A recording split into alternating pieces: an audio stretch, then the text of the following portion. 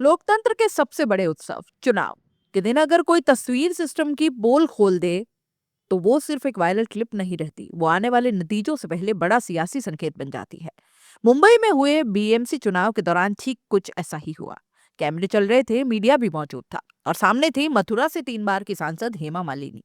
लेकिन इस बार माहौल सेल्फी, मुस्कान और वोट डालिया वाले जुमलों का नहीं था, बल्कि गुस्से, थकान और सवालों का था। लाइन में खड़े एक 60 साल के बुजुर्ग ने जो कुछ कहा, उसने सिर्फ एक नेता को नहीं, पूरी व्यवस्था को कटघरे में खड़ा कर दिया। बीएमसी चुनाव के दिन मुंबई के एक पोलिंग बूथ पर हेमा मालिनी लाइन में थी। कैमरों के सामने उंगली दिखाकर वोटिंग की अपील कर रही थी। मुंबई के विकास के लिए वोट डालिए। आमतौर पर ऐसे मौकों पर सेलिब्रिटी नेताओं को स्पेशल ट्रीटमेंट मिलता है, लेकिन इस बार कहानी जरा पलट गई। उनके सामने खड़े एक बुजुर्ग मतदाता का सब्र जैसे टूट गया। सुबह 7:30 बजे से लाइन में खड़े होने के बाद भी 9:30 बजे तक वोट न डाल पाने की पीड़ा उनके शब्दों में आग बनकर फूट पड़ी। 60 years. There is a chaos first time. Last, I am trying for voting since 7:30 and 9:30 I voted. Okay, nobody is answerable. Nobody is accountable. And even local BJP worker is not there. बाद में नहीं है, सही है। देखो हमको इधर जो भी है ना, इसको कवर अप करते हैं, बीजेपी का आदमी है। ये हमारे लोगों को ऐसा एरिया में होगा तो बीजेपी को वोट कर जाएंगे। इंटरव्यू लेने दो ना सर, इंटरव्यू रिक्वेस्ट है बाद में। जी मैम, बात पुलिस कर ऑफिसर भी लीजिए। जानता है। एक मिनट, एक सर, एक मिनट हो जाएगा। ये लोग कब से वेट कर रहे हैं। वो बुजुर्ग उंगली दिखा रहे थे स्याही नहीं, संघर्ष की। वो कह रहे थे कि इतनी अव्यवस्था मैंने कभी नहीं देखी। बात यहीं खत्म नहीं हुई। उन्होंने साफ कहा कि मैं आपको इसलिए नहीं सुना रहा कि आप स्टार हैं, मैं इसलिए सुना रहा हूं क्योंकि आप भारतीय जनता पार्टी की सांसद हैं। ये सिर्फ एक व्यक्ति की शिकायत नहीं, पूरा दिन सोशल मीडिया अव्यवस्था की खबरों से भरा रहा। किसी का वार्ड बदल दिया गया, किसी का बूथ बदल दिया गया, एक ही परिवार के नाम अलग अलग बूथों में थे। बुजुर्ग और दिव्यांग घंटों लाइन में खड़े रहे। मतलब साफ था, प्रबंधन फेल हो गया। और जब नेता कैमरों पर आकर वोटिंग की अपील करें लेकिन जमीनी हकीकत उल्टी हो तो गुस्सा फूटना लाजमी है। वीडियो में दिखता है कि हेमा मालिनी उस बुजुर्ग को शांत करने की कोशिश करती हैं। बाद में बात करते हैं, फिर अपने मैनेजर को आगे कर देती हैं। लेकिन सवाल यही है कि क्या वोट डालने आए नागरिक को बाद में सुनवाई का भरोसा चाहिए या उसी पल जवाबदेही? वो बुजुर्ग बार बार यही दोहराते रहे, अगर यही चलता रहा तो इस वार्ड में बीजेपी के वोट कटेंगे। ये एक चेतावनी थी, शिकायत नहीं।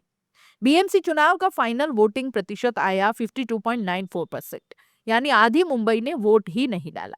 बड़े शहरों में वोटिंग कम रहना कोई नई बात नहीं है। मुंबई, दिल्ली, बेंगलुरु, पुणे, हर जगह उदासीनता ही दिखती है। कारण बहुत साफ है, मिडिल क्लास को लगता है हमारे लिए क्या ही बदलेगा। हवा जहरीली, पानी जहरीला, सरकार कुछ भी हो, कोई कुछ नहीं करता। और ऊपर से पोलिंग का खराब अनुभव। जब वोट डालने का अनुभव ही सजा बन जाए तो फिर लोकतंत्र से दूरी बढ़नी बनती है। इस चुनाव में एक और बड़ा विवाद खड़ा हुआ, स्याही की जगह मार्कर का इस्तेमाल। मतदान में इस्तेमाल होने वाली अमिट स्याही का मकसद ही यही होता है कि वो आसानी से न मिटे, लेकिन यहाँ मार्कर इस्तेमाल हुआ और वो भी ऐसा जो नेल पेंट रिमूवर या सैनिटाइजर से मिट जाए। इस पर कई नेताओं ने वीडियो शेयर किए। उद्धव ठाकरे और राज ठाकरे ने भी सवाल उठाए।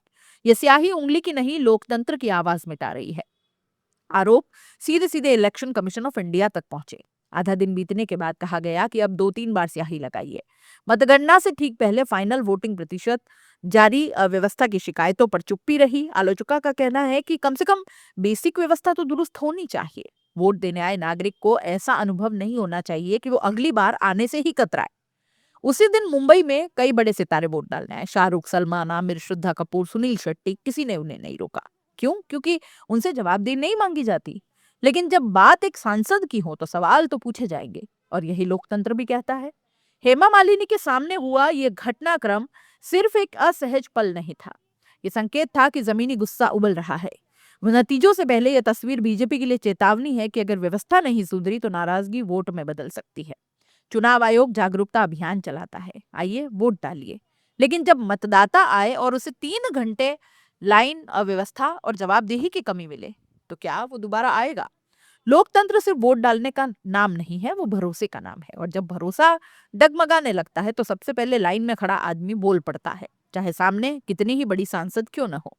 क्या ये सिर्फ अव्यवस्था थी या आने वाले नतीजों का कोई ट्रेलर भी था? कमेंट में जरूर लिखिएगा, क्योंकि लोकतंत्र में सबसे तेज आवाज आखिरकार जनता की ही होती है।